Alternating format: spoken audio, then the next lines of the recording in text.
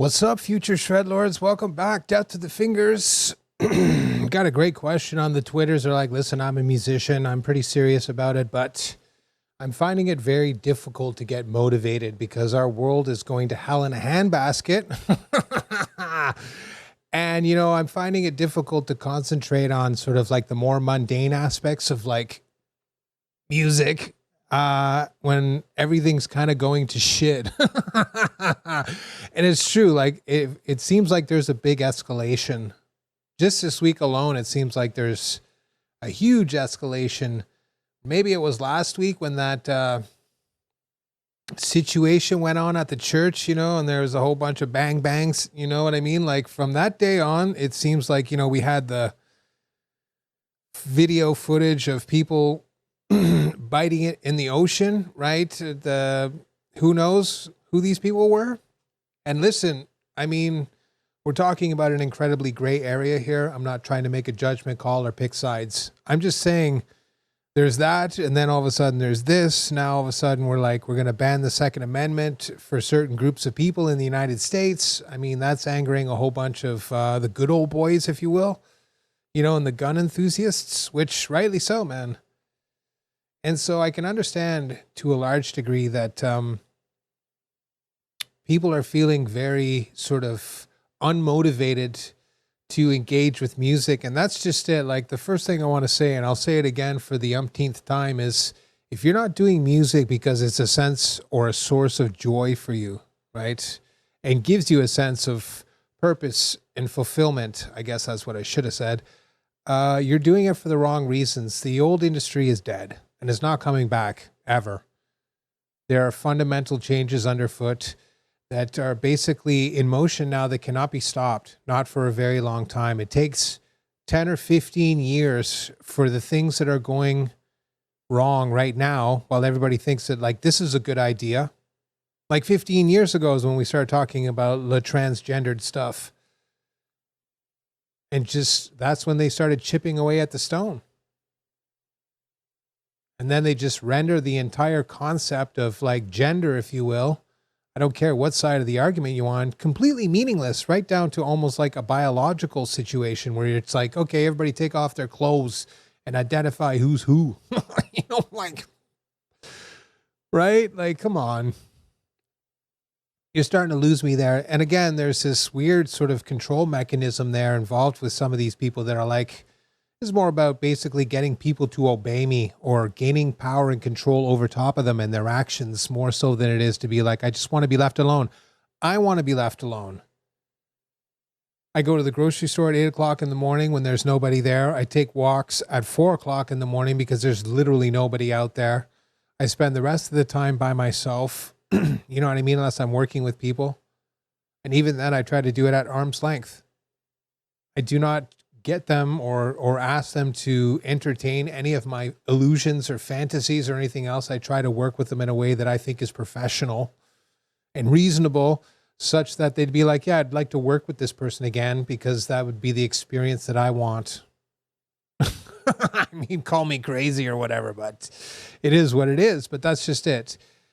The old ways are just, they're fading into myth. And it's funny because I see this kind of stuff now popping up on Twitter all the time. Like people being like, is this real? And it's true.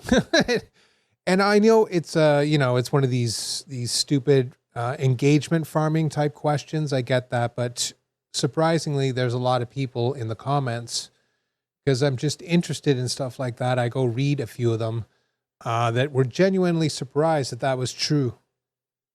So that's just from what happened in the 80s. So, right, the times are changing. And the other thing is they can't understand the macro is reflected in the micro. So what goes on at the governmental level? And you see that there's some pretty crazy stuff going on there. They make questionable decisions on a regular basis that are just like, why? You know what I mean? Like, why? I don't care who's making the decisions. A lot of times you're just like, why are we doing this? I don't understand. There was a recent one And I mean, it was so out there in the open that I was just shaking my head. And I just want to point out the cognitive dissonance. They're like, if we're going to bring 600,000 Chinese nationals into the United States so they can go to post-secondary education. I'm like, over the past year, I've seen at least 3 stories about Asians basically doing naughty stuff, whether it's next to a military base or carrying stuff around or whatever it is. Fair enough. So clearly, you know, there's some nefarious stuff going on there. If we're just catching 3, that means there's probably 300 engaging the exact same situation. And now we're going to bring 600,000 more of these people. So that's sort of like the baseline. That's fact that these people get caught engaging in incredibly strange behavior that's not legal. I'm being safe here. And then we're like, at the same time, we're going to be like 600,000 more. And then the interesting part popped out, and he's like, if we don't bring these people over, it wouldn't displace all the people that would normally go to places like Harvard and MIT and the rest of that these Chinese nationals are going to take up those spots, and forces them down the food chain so that they fill up these lower education, or sorry, the same education level, basically universities, but they're not as good. They're not even close. You know what I mean? And they're like, if these people weren't going down there, these bottom 15% of the schools, which basically suck, would just collapse financially. And I'm like, not only is that antithetical to the capitalist mindset, literally the entire sort of bedrock upon which this country is built on, and I'm going to say North America, you know, that's the American dream. That's it. That is the way of life in North America. Work hard. Make something of yourself if you can, and you know, have what you want. Have the big boat and the fancy car if you can, if that's a priority. And listen, I don't think you can make an argument that it's not possible, because I've seen people from every walk of life basically become successful, whether they had a hand up or not. And it goes across like all borders in terms of time. Some people just connect with the public and boom, they just become massive. Then they become corrupted by the corporate interests to keep the, you know, the cash rolling in, and even more, of course, because they start getting brand deals and endorsements, and you get a P. Diddy situation where the predatory elements move in. And that's just it. What goes on in the government and all that, it goes right down to the music industry and every other industry, sports. Pick one, gambling. All these people that run these industries, they're all trained at the same places. They're all taught the same sort of business techniques. And that's basically screw over every human being and maximize profits for the shareholders. It's been that way for quite some time. They can lie all they want to your face, but the truth is that's really the modus operandi. Nothing makes that more apparent than Las Vegas. I literally watched a guy be like, there's a medium pizza here. For the whole pizza, it was $54.99 plus tax, obviously, and gratuity, I would imagine, 20%. So, come again? A $55 medium pizza that I could get at, Little Caesars for like $12? Like $100 steak? I'm just like, maybe you have that option for the high roller, but, be real and stuff. And that just, there it is. And other people were saying it too. They're like the old days of Vegas where you'd go in there and drop like $100,000, but be taken care of, put up in a nice room and given pros and whatever comps. Those are gone. They're like, you go in there, they expect you to spend $100,000 and that's that. Even if you spend $1 million, doesn't matter. And they're like, yeah, whatever, pay for your own suite. If you have a gambling addiction, that's your problem. See what I mean? They just dole out enough line on almost every level. And that's just it. The same practices are done in the music industry. There's no chance to sort of make it up the food chain by building up some sort of following on the internet. I've seen this so many times. And it got bad in the 1990s, really, and sort of carried over into the 2000s. And now it's at the breaking point where labels are just like, they're pretty evil to their artists, and they just get the flog out and they just start whipping you. And it gets to the point where the band it breaks up. The stress is too much and everything else. And, it's a rough life.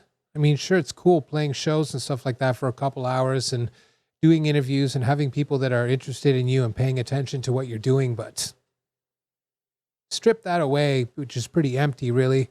And you're left with just, faceless hotel rooms and another sort of like dive gig with 200 people and all the rest of that stuff. And that doesn't mean go out there and sort of give it your all, but let's not glamorize this shit. It's, it's pretty ghetto. So what are you supposed to do? Like pretend it's not real? That's why these people go back to the hotel room and stuff like that, and they just stare at the wall and they're just like, why am I doing this? And then next thing is next. So, you know what I mean? It's pretty obvious once the money interests get involved that things start to manifestly change from like a relatively altruistic endeavor to something that's much more insidious.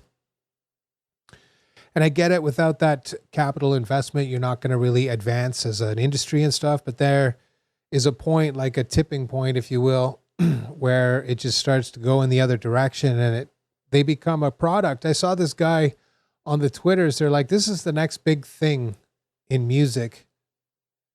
And the dude's name is Jelly Roll.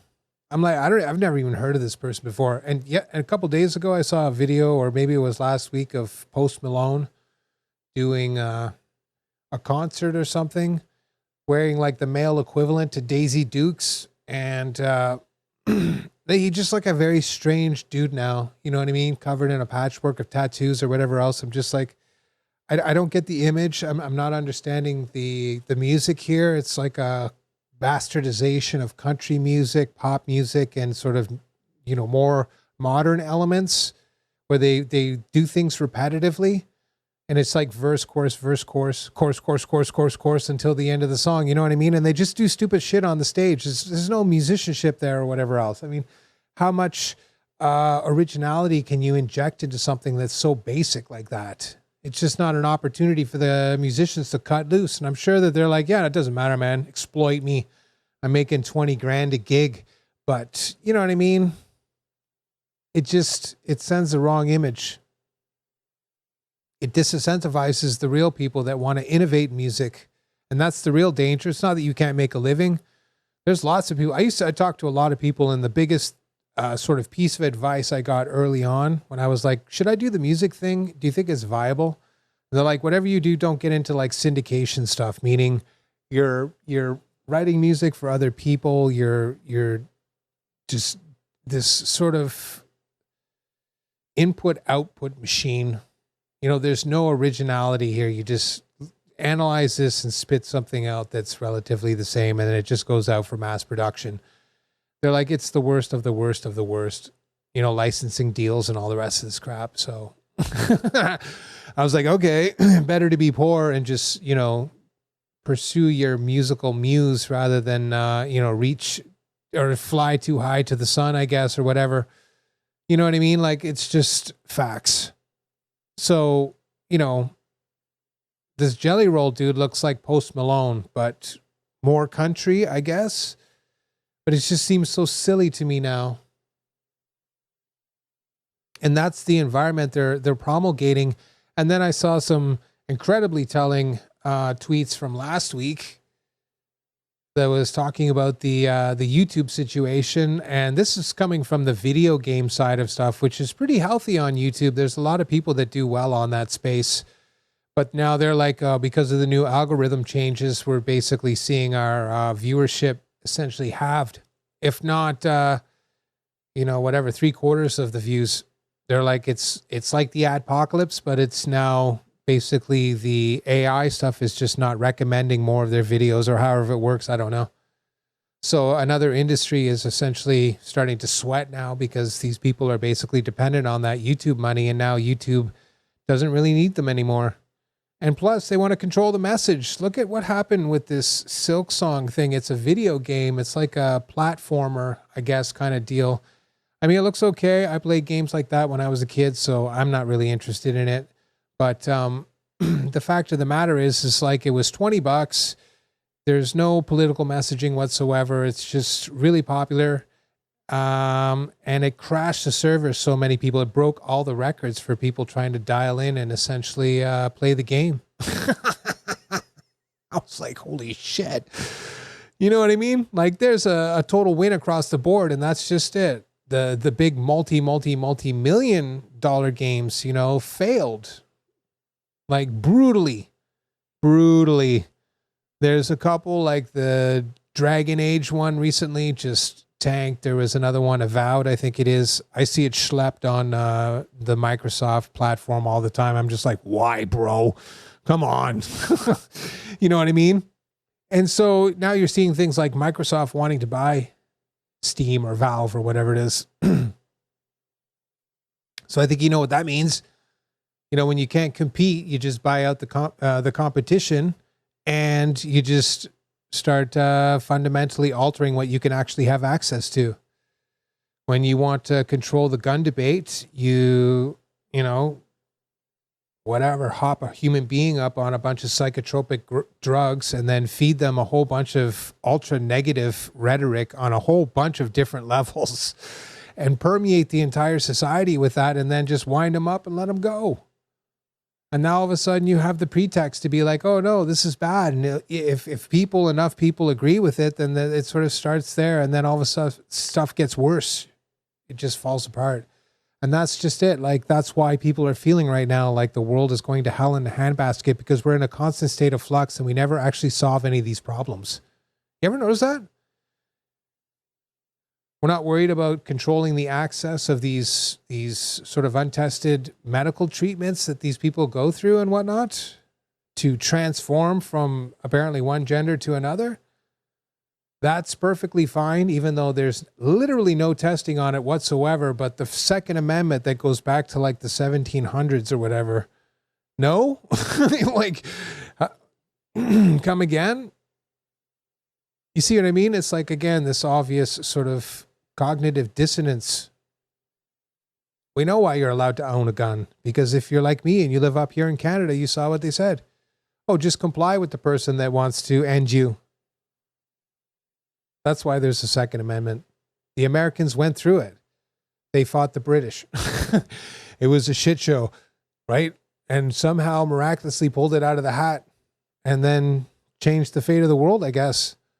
But there it is.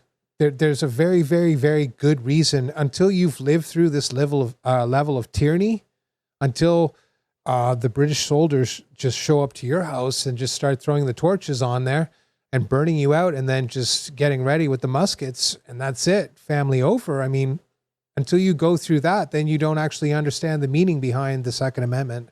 And you could insert any sort of amendment in there. The First Amendment, oh, that's why you're allowed to say awful things about other people and criticize them and stuff like that. And there should be almost no restrictions. You shouldn't be able to drum up a mob and basically go after a minority. Okay, that's fair enough, because you're getting into very, very weird territory there. But if you want to criticize people, if you want to say vile things to public servants, whether they're racist or sexist or whatever, if you want to use words that are considered taboo, even though they're prevalent all over the place, there should be no consequences whatsoever. They're words. If you're affected by words, well, how mature are you as a human being, anyways? There's no expectation that you can go through life, if you will, without being offended.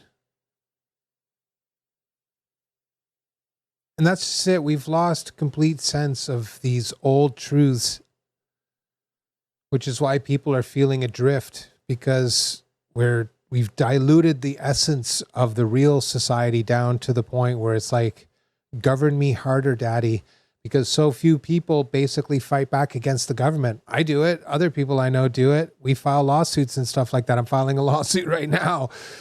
There's no end. You got to keep filing lawsuits and beat them down on their own turf. That's the way you win, without actually having to get out the guns and do stuff in the first place. Which, of course, I'm diametrically opposed to. Don't do anything like that. If the rule of law collapses and it's pandemonium and chaos, it's every man for themselves anyways. So at that point, it doesn't really matter, but you should respect the laws of society and be like, don't engage in that. And listen, at the same time, if you see evil, you have to address it. If anybody was, that's the other thing. If people had been trained and comfortable and carrying guns, I mean, how many people would have got corked at the church? They would have turned around. It would be a hail of bullets. And how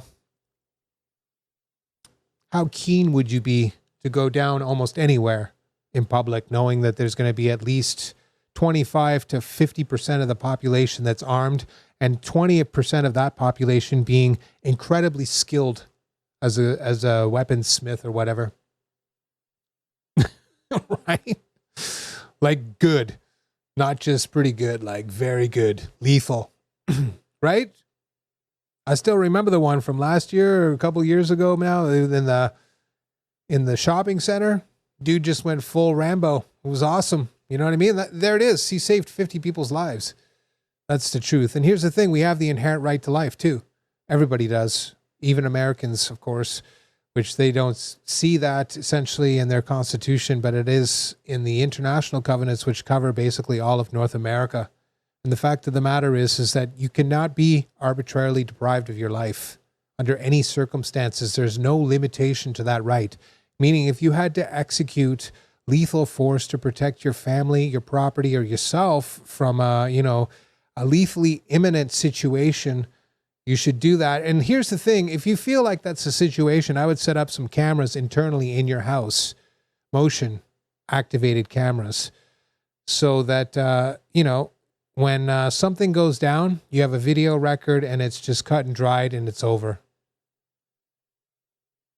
But that's just it. Instead of feeling helpless and defeated by the world because it's turning to shit, instead sort of turn that energy into sort of being proactive, figure out ways to get out. Because listen, we're going to go through a calamity whether people want to or not. That's just truth. Okay. It's everywhere. The population is collapsing. Tensions are rising across the world. I mean, looks like we're going to potentially have a hot war in the Americas now, like the United States against Venezuela. I mean, while Israel continues to do its thing over there in the Middle East, I'll let you fill in the blanks there. I mean, we still haven't resolved the whole Ukraine-Russia situation. And now after China did this ridiculous elephant walk, how long before Taiwan falls? And once we get starved out for semiconductors and essential componentry for military gear, I mean, what do you think happens then? So, I mean, that's my point of this conversation with you to a certain degree is like, listen, if you're doing music, let that be a refuge from all the rest of the stuff. But there's a very famous saying, you can ignore reality. You just can't ignore the consequences of ignoring reality. And the fact of the matter is that there's no truer statement that has ever been uttered. And I have personally experienced this myself to my own massive detriment. You cannot turn a blind eye to the situation and be like, it's not going to affect me. Yes, it will. The black hand will reach out and it will grab you too. So you have to be prepared. And music can be a great defense, a distraction from all of this stuff to give you some peace of mind. That's why I go for an hour-long walk and I don't think about anything besides trying to get home in under an hour. So, you know what I mean? That's your best defense. And then just give up on all your silly illusions about making it in the music industry or being famous or touring the world. If it happens, it happens. And if it doesn't happen, you've lost nothing. And instead, you can cultivate the mindset to be like, I love music because it gives me a sense of purpose, peace, and enjoyment every time I engage with it. And also, it offers me the opportunity to work on it in terms of making the music and then recording it and producing it and getting my musical vision out there. Because trust me, it sounds way more fun when you start recording it and you can do stuff with it. Sounds awesome when you're playing it in the moment. But once you can start actually messing with it, with effects and other things, it's just a whole nother level. So just saying, You know what I mean? It offers you this blanket sort of opportunity over the span of decades to just indulge.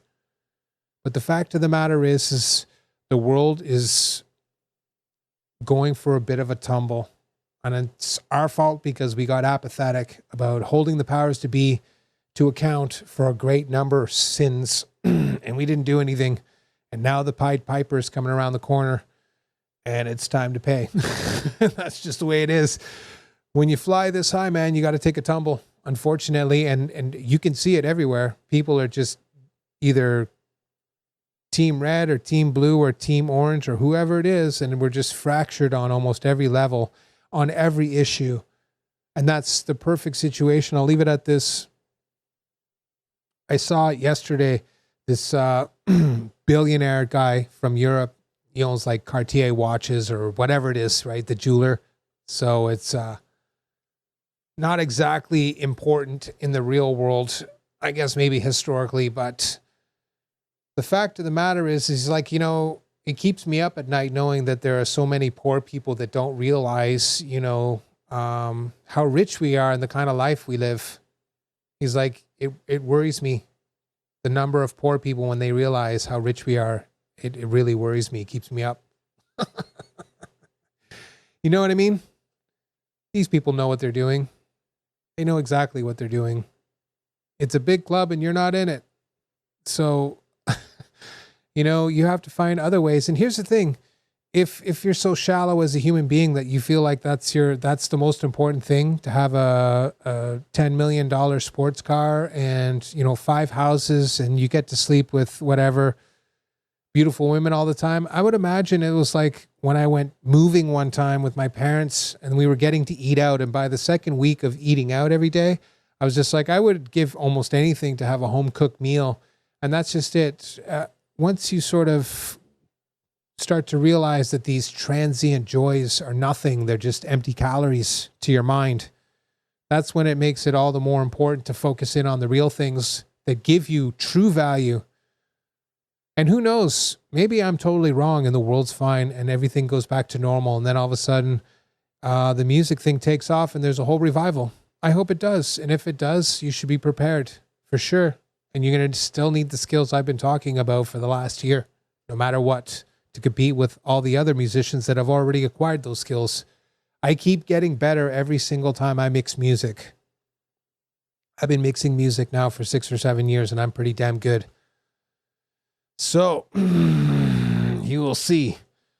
The truth is you got to sort of throw your hat in the ring and then just put your head down and work away at your own pace and not worry what other people are doing. And then, of course, shut out that part of the world until you're ready to concentrate on it and be like, what am I going to do with respect to this?